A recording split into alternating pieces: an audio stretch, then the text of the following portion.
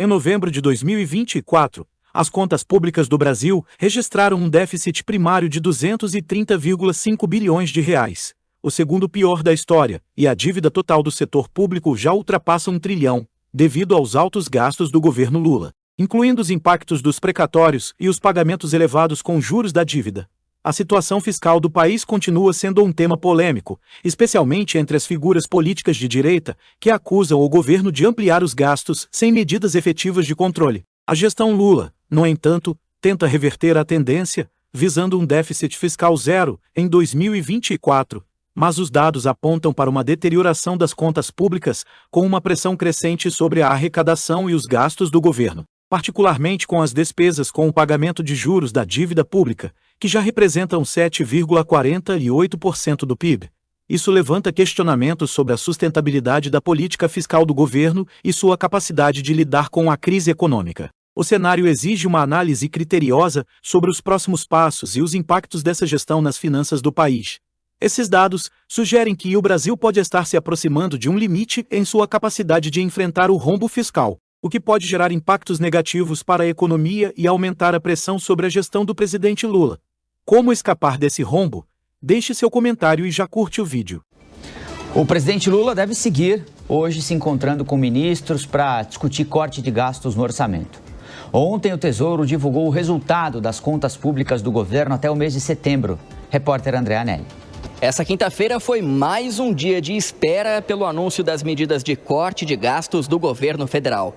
Nenhum detalhe foi divulgado depois de uma nova reunião que começou pela manhã, aqui no Palácio do Planalto, foi interrompida para o almoço, retomada por volta de 3h30 da tarde e encerrada no início da noite, sem nenhuma definição. De acordo com a assessoria do Palácio do Planalto, uma nova reunião vai ser feita nesta sexta-feira, a partir de 2 da tarde, mas sem garantia de anúncio das medidas de corte de gastos. O ministro Fernando Haddad cancelou a agenda de hoje em São Paulo e permanece aqui em Brasília, mas, com o final da semana se aproximando, vem aumentando a chance de a promessa de anunciar as medidas não ser cumprida. Ele havia garantido que as medidas seriam anunciadas ainda esta semana. Para colocar fim às especulações sobre as áreas públicas que vão ser afetadas, a assessoria do Ministério da Fazenda enviou uma nota à imprensa em que afirmou que não procedem informações sobre a suposta análise de duas medidas fiscais, uma de 15 bilhões relacionada às áreas de saúde e transporte e outra de 10 bilhões de reais. Ainda de acordo com a nota, tal informação não corresponde ao que vem sendo debatido entre a equipe econômica, demais ministérios e a Presidência da República. Entre as muitas especulações, o ministro do Desenvolvimento Social, Wellington Dias, garantiu que a pasta não será afetada, mas promete ajudar no ajuste de contas públicas, combatendo fraudes em benefícios sociais, como o BPC, o benefício de prestação continuada. O governo federal tem pressa para anunciar o corte de gastos. Primeiro, para acabar de vez com as especulações. E segundo, para atender a demanda do mercado financeiro, que segue de olho na alta repentina do dólar diante dessa indefinição no orçamento federal. Apesar dos 105 bilhões acumulados, o mês de outubro, estou falando preliminarmente, tá? Mas fechou aqui da ordem um pouco abaixo de 40 bilhões positivo. Então, esse resultado fiscal acumulado, se você olhar o mês de outubro já fechado, ele está mais próximo ali por isso que eu comentei até daquele quadro do meio, entre 68 e 70 bilhões de reais acumulado, aí já com os créditos extraordinários. Aí quando você tira os créditos extraordinários, a gente vai ficando cada vez mais próximo do limite da banda. Então nós somos cada vez mais próximos do atingimento do objetivo. Só estou comentando de forma preliminar, tá? Não são números fechados, mas só para entender um pouco dessa dinâmica, porque os 105 bi acumulados, até outubro tem um resultado forte, expressivo, tem alguns ingressos extraordinários e ele gera um resultado bem positivo que derruba isso para um patamar da ordem aí, arredondando em torno de 70 bi. Na prática, o rombo apresentado dificulta a missão do governo federal em cumprir a meta fiscal para esse ano, que estabelece déficit zero. De Brasília, André Anelli.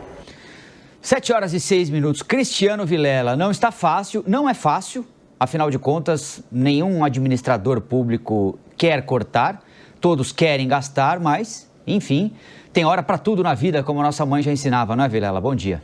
Exatamente. Colombo, um ótimo dia a você, a Lívia, a todos que acompanham o Jornal da Manhã.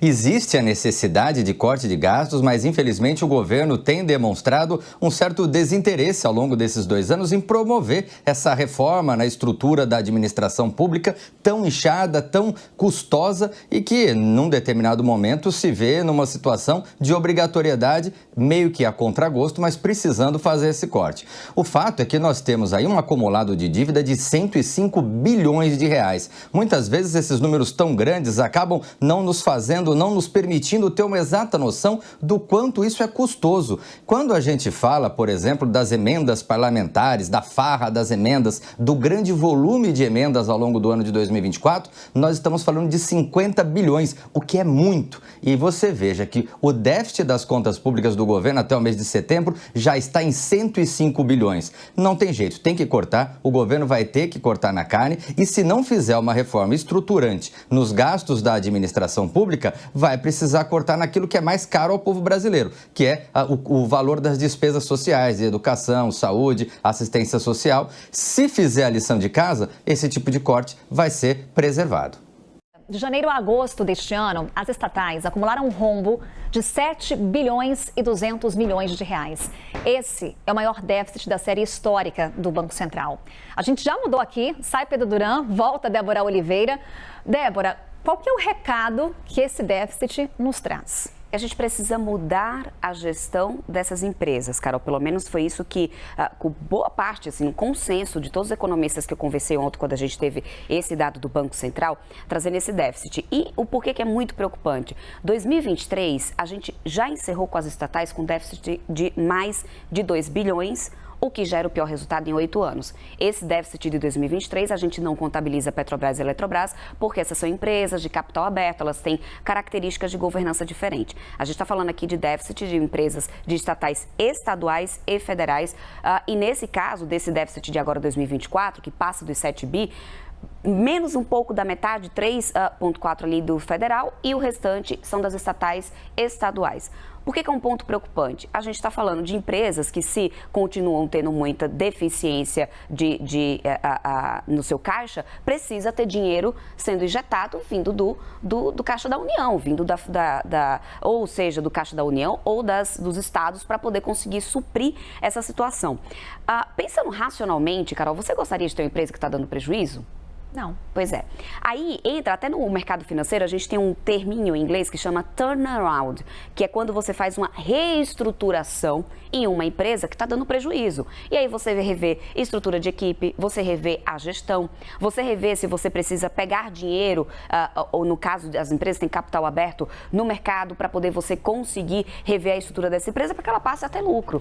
Não é interessante você ter um crescimento de prejuízo, ainda mais numa situação como essa. E aí os economistas que eu conversei falaram o seguinte: às vezes, Débora, é aí onde entra a necessidade da gente avaliar, inclusive, a privatização de estatais que não são tão estratégicas, para poder reverter essa situação de prejuízo. Porque no final isso bate na conta, isso cai num cofre do governo, e isso é um déficit, é um prejuízo que precisa ser resolvido lá na frente e que só vem aumentando. 2023, a gente teve déficit passando do 2 bi. A gente não fechou 2024 e já estamos passando da casa dos 7. Do ponto de vista da política, esse debate diante do atual governo é interditado, né, Débora? É interditado. A gente sabe que privatização não é uma pauta lá que agrada a atual gestão, muito pelo contrário, existe sim uma barreira muito grande quando se fala disso, inclusive interesse em reverter privatizações de algumas que já foram feitas. Aí a gente está falando também da Petrobras, que já entrou nessa discussão, mas que realmente não é nada que está em pauta nesse momento ou que está na mesa para poder sair. Isso não é provável que isso aconteça, mas privatização, a gente sabe que é um tema que não está na lista do debate desse atual governo.